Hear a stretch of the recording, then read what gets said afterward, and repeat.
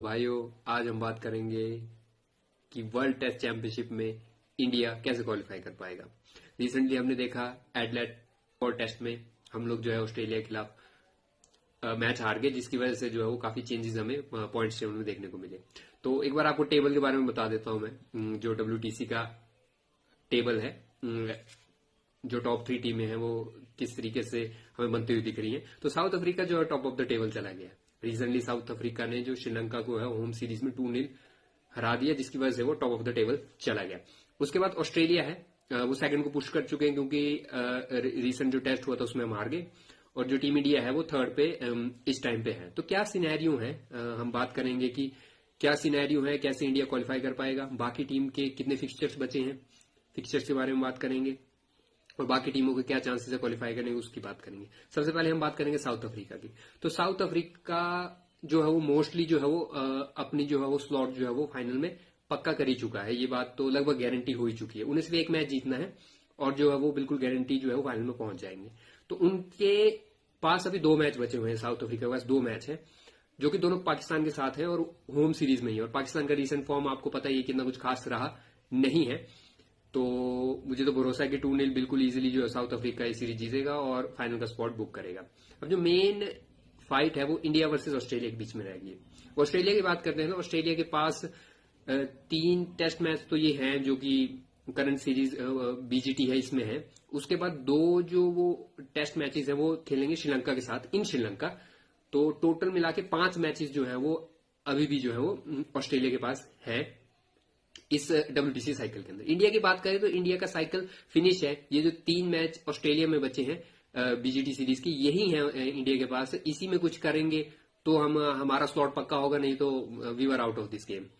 तो बात कर लेते हैं हम अब इंडिया का सिनेरियो क्या क्या हो सकता है, कि क्या क्या चांसेस हैं हमारे क्वालिफाई करने के। तो मैं आपको बता देता हूं। अगर हम जो बचे हुए मैच में तीनों मैचों को जीत जाते हैं, जो बचे हुए मैच हैं आगे BGT सीरीज में, तो 4-1 की हम लोग लीड ले लेंगे, सीरीज 4-1 से जीतेंगे। और 4-1 सीरीज जीतने के बाद हम जो है वो डायरेक्टली क्वालिफाई हो जाएंगे। मतलब किसी जो बची हुई टीम है वो कुछ भी करे, हमें कोई इंपैक्ट नहीं होगा। हम डायरेक्टली इस 3 विन्स के ऊपर जो हम लोग फाइनल खेलेंगे आराम से। अगर सिनेरियो एक दूसरा सिनेरियो लेते हैं, अगर हम 2 विन लेते हैं और 1 ड्रॉ लेते हैं आने वाले 3 मैच जो बचे हैं उसके अंदर, तो भी हम लोग जो इंडिपेंडेंटली क्वालिफाई हो जाएंगे फाइनल के लिए, अपना स्लॉट जो बुक कर लेंगे। अगर हम 2 विन लेते हैं और 1 लॉस लेते हैं और 3-2 से सीरीज जीतते हैं, तब हमें चाहिए कि श्रीलंका जो है वो एटलीस्ट 1 ड्रॉ ले। जो 2 मैचों की सीरीज वो ऑस्ट्रेलिया के साथ खेलेंगे उसमें कम से कम 1 ड्रॉ तो वो श्रीलंका निकाल ही ले, तब हमारे चांसेस जो पक्के होंगे। और अगर सिनेरियो ऐसा होता है कि अगर हम 1 मैच जीतते हैं, 1 ड्रॉ करते हैं और 1 हम लॉस ले लेते हैं, ये जो अपकमिंग 3 मैच बचे हुए हैं BGT में, तो भाई 2-2 की सीरीज ड्रॉ हो जाएगी।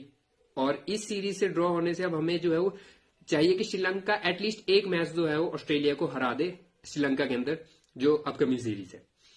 तो ये है भाई टोटल सिनेरियो। तो मोटा मोटा मैं बता दूं कि इंडिया को ये करना है कि ये जो करंट सीरीज है इसे हारना नहीं है। एटलीस्ट 2-2 वाला ड्रॉ तो हमें चाहिए। अगर हमें कोई भी एक मार्जिनल चांस भी चाहिए हमें क्वालिफाई करने के लिए, तो हमें इस सीरीज को हारना नहीं है।